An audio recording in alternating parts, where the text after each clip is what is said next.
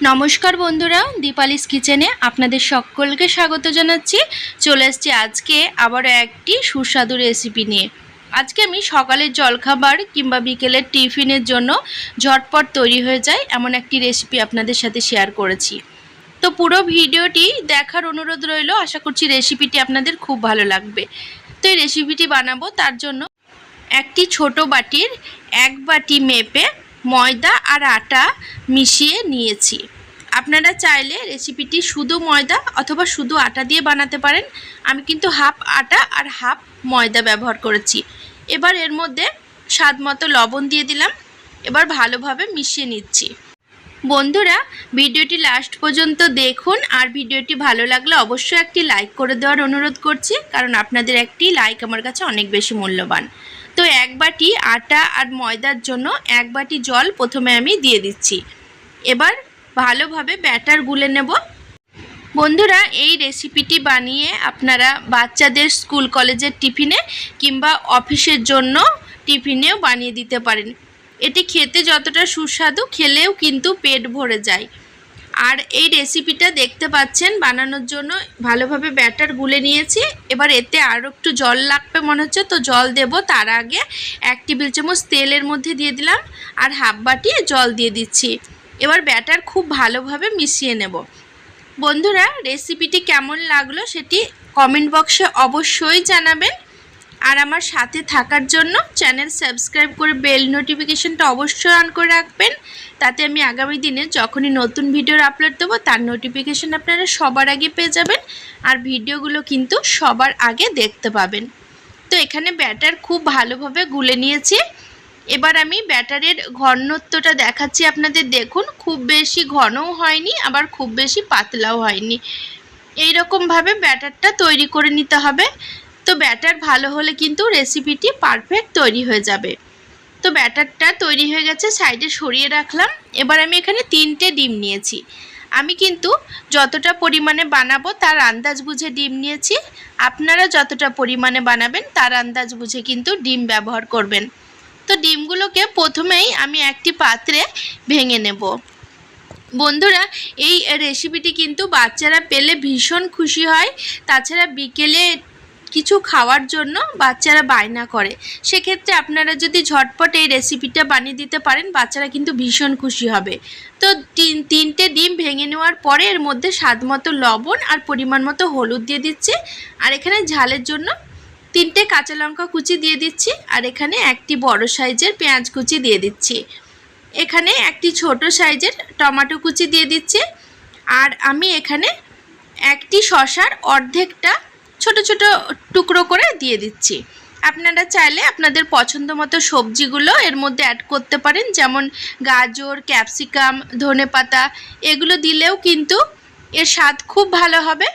আর ঝালটা অবশ্যই আপনারা আপনাদের স্বাদ মতো বাড়িয়ে কমিয়ে নেবেন। বাচ্চাদের জন্য বানালে কিন্তু ঝালের পরিমাণটা অবশ্যই কম দিতে হবে। তো এখানে ডিম ভালোভাবে মিক্সড করে নিয়েছি। এবার এটিকে একটি সাইডে সরিয়ে রাখবো। এবার কড়াইটা ওভেনের ওপর বসিয়ে দিয়ে 1 টেবিল চামচ তেল দিলাম। তেলের ওপর 1 হাতা করে ব্যাটার এইভাবে দিয়ে দিচ্ছি। আর হাত দিয়ে কিন্তু ব্যাটার এইভাবে একটু টেনে টেনে বড় করে দিচ্ছি। আর একটুখানি গোল মতো তৈরি করে নেব। যেহেতু আমি এখানে কড়াইয়ে বানিয়েছি তার জন্য ব্যাটার এইভাবে হাত দিয়ে কিন্তু ছড়িয়ে নিতে হচ্ছে।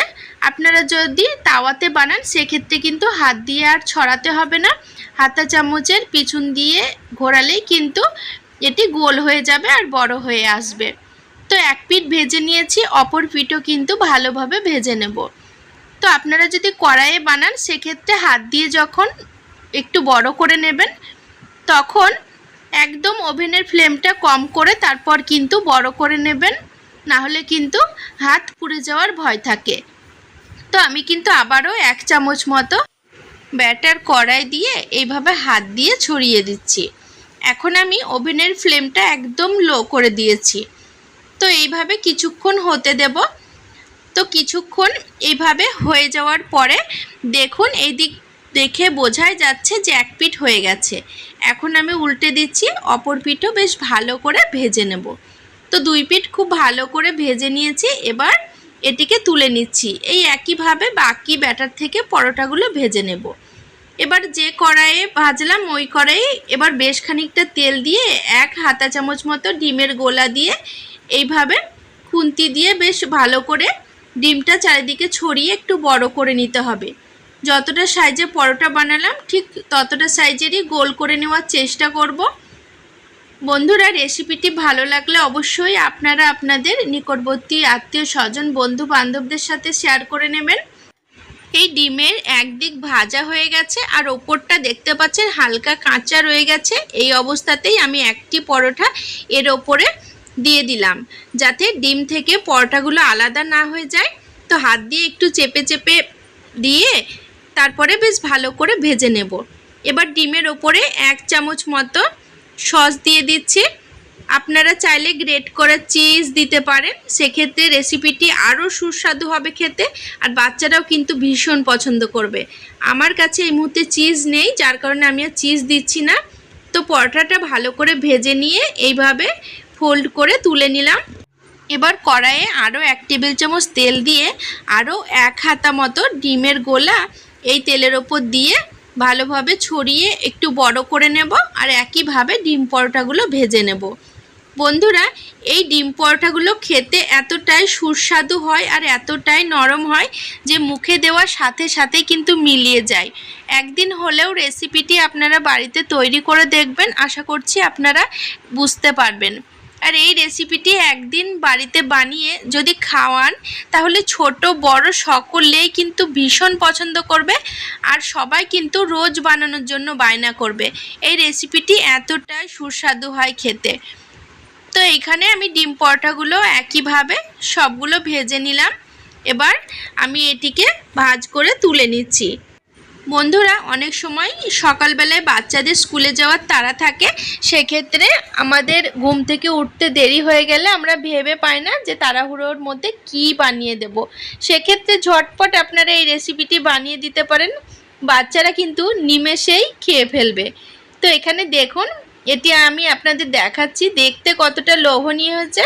এটি দেখতে যতটা লোভনীয় হয়েছে খেতেও কিন্তু ততটাই সুস্বাদু হয়। আমি একটি ছিঁড়ে দেখাচ্ছি আপনাদের, দেখুন কতটা নরম হয়েছে। একদিন হলেও বাড়িতে ট্রাই করুন।